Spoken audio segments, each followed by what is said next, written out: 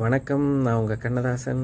இன்றைக்கி ஒரு குட்டி எக்ஸ்பீரியன்ஸ் என்னென்னா, மனுஷபுத்திரன் அவர்கள் எழுதிய புத்தகத்திலேருந்து ஒரு கவிதை, காதல் என்றால் சும்மா இல்லை அப்படிங்கிற அந்த ஒரு கவிதை வாசிக்கிறேன், கேளுங்க. காதல் என்றால் சும்மா இல்லை, போ மண்டியிடு, காலை பிடித்துக்கொள், எப்படியாவது திரும்ப வந்துவிடு என கண்ணீர் மல்க கெஞ்சி கேள். காதல் என்றால் சும்மா இல்லை, உன்னை நேசிப்பவர்களெல்லாம் உதறு, அந்த ஒருவர் தான் உலகம் என்ற கண்மூடித்தனமாக நம்பு.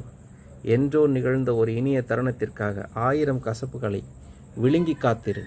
காதல் என்றால் சும்மா இல்லை, எல்லாவற்றையும் விட்டுக்கொடு, எல்லா துரோகத்தையும் மன்னித்துக்கொள்.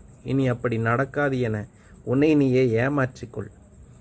எவரிடத்திலும் சொல்ல முடியாத அவமானங்களால் தனியறையிலே வாய்விட்டு அழு. காதல் என்றால் சும்மா இல்லை, அன்பின் தருணம் ஒன்றின் பழைய புகைப்படத்தை ஏக்கத்துடன் எடுத்து பார்த்துக்கொள்.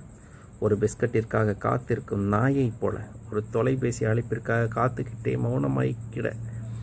இன்பாக்ஸ் பச்சை விளக்கையே பின்னிரவு வரை பார்த்து கொண்டிரு, நீர்வழியும் கண்களுடன் தூங்கிப்போ. காதல் என்றால் சும்மா இல்லை, ரகசியமாய் துப்பறிந்து கொண்டே இரு, ரகசியமாய் பின்தொடர்ந்து கொண்டே இரு. தடயங்களைக் கண்டு மனமுடைந்து போ.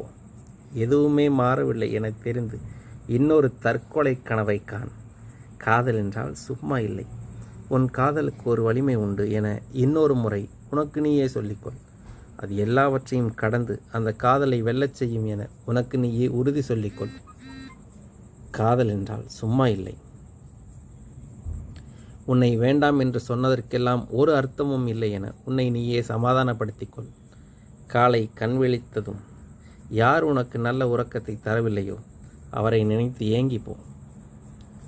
காதல் என்றால் சும்மா இல்லை, உன்னிடம் இருக்கும் கடைசி மோதிரத்தை வைத்து சூதாடு. ஒரு பிச்சைக்காரனைப் போல் யாரிடமோ அந்த காதலுக்காக யாசகம் கேள். யாரையோ பழிவாங்கு, யாருக்கோ சாபம் கொடு.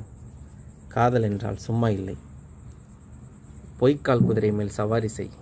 ஒன்றின் உண்மையான விலைக்கு மேல் அதிக விலை செலுத்து. உன்னை அப்படி ஒன்றும் நேசிக்கவில்லை என்ற உண்மையை ஒருபோதும் ஏற்றுக்கொள்ளாதே. எப்போதும் சமரசத்திற்காக ஒரு நல்வாய்ப்பிற்கு காத்திரு. காதல் என்றால் சும்மா இல்லை. அன்பே, நானும் இப்படித்தான் உன்னை காதலித்தேன். இப்படிக்கு மனுஷபுத்திரன். எப்படிங்க இருந்தது?